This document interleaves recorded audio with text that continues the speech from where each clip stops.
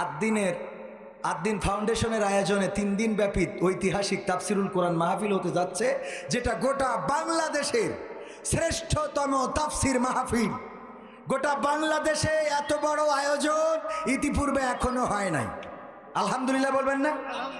এই তাফসির মাহফিলের জন্য কোনো কালেকশন নাই, কারো কাছে কোনো টাকা চাঁদা ধরা নাই, বরং এই তাফসির মাহফিলকে কেন্দ্র করে আদ্দিন ফাউন্ডেশন যশোরের পুলের হাটে তাদের শত শত বিঘা জমি, আকিজ পরিবার সেই জমিনে ছিল গাছ, পেয়ারা গাছ, আম গাছ, কুল গাছ, বেল গাছ, তাল গাছ, ডালিম গাছ, সব উঠাই দিয়ে তরি তরকারি সব উঠাই দিয়ে মরুভূমি বানাই ফেলেছে।